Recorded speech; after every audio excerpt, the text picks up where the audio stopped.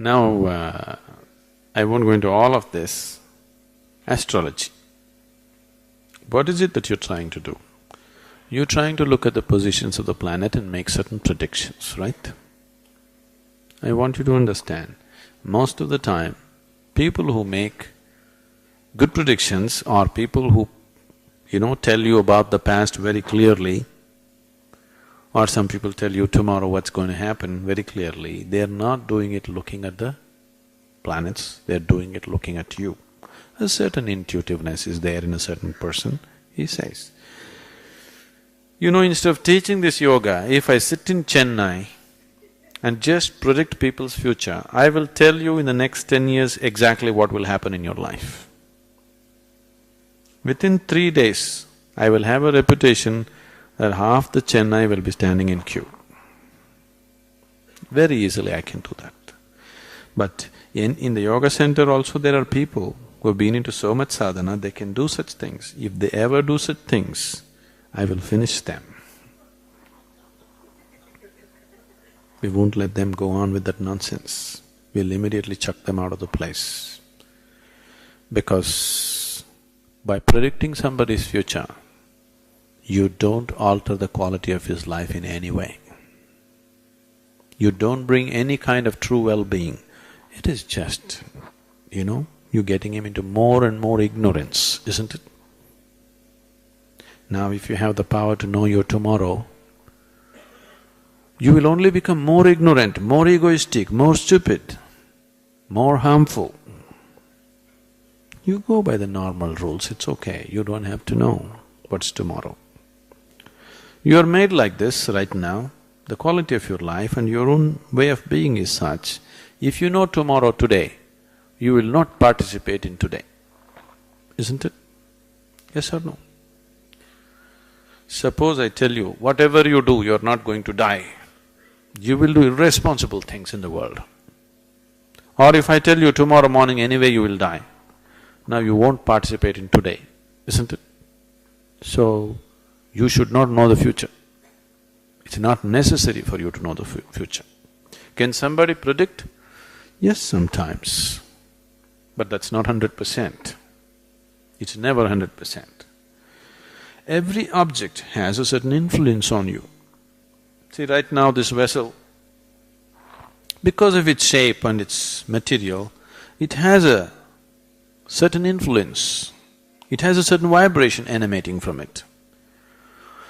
If I allow this vessel to influence me, I keep him next to me because he's quite a good friend. I'm not keeping a plastic pot because I don't like the things that he says. I keep this one because, he's saying pleasant things. I am always in good company, please see. But now if I allow this vessel to influence me too much, slowly I will become like a vessel. This will happen to you. Many people have become like vessels, isn't it?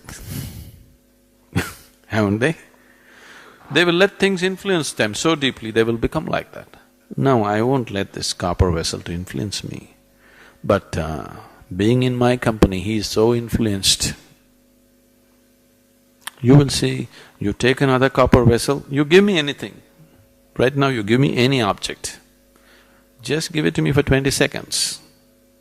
I'll hold it in my hand and give it back to you. It will be different. If you're sensitive, you can feel it is distinctly different. So, the question is just this, will you allow objects to influence you or will you influence the objects? Something else. The planets definitely are large objects, so they have certain vibrations, they have some influences on everything around them. If they're close to this planet, yes. Do you know, on Paurnami and Amavasya days, full moon day and new moon day days, people who are little mentally disturbed or imbalanced become much more imbalanced? Yes? Even the ocean is going crazy, isn't it? Do you all go crazy? Twice a month? Some of you are not saying anything.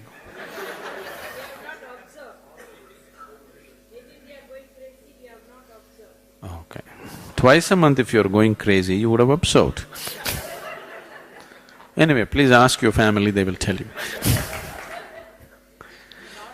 Now, compared to that person who has an imbalanced mind, you are much more stable, much more established. Wherever the moon goes, you don't go crazy. If you're much more established, wherever any planet goes, you don't go crazy, that's all. The purpose of your life, the destiny of your life is fixed by you and nothing else but you.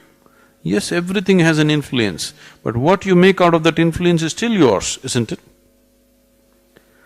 But if you're going to be pushed around by inanimate objects, yes, you can be pushed around. To that extent it is true. I am saying, when the divine is functioning within you, when the creator is functioning within you, why are you allowing inanimate things to influence your life? If you allow this dimension to flower in you, you will see life happens fantastic. Let the stars go anywhere, let the planets go anywhere, you will go only where you want to go. You want to go where you want to go? Or you want to be pushed around by inanimate objects? You must decide that. Now, they're writing it in horoscope and giving it to you how you're going to live. Please tell me, if there is an intelligent person in this room, can you predict what he will do the next moment? He may do something that nobody has ever done, isn't it? If there is a fool here, if you look at him, you can say, okay, this is how you will live. If they have to write it on paper and give you that this is the way you will live, what to do? That means you're refusing to use your intelligence, isn't it?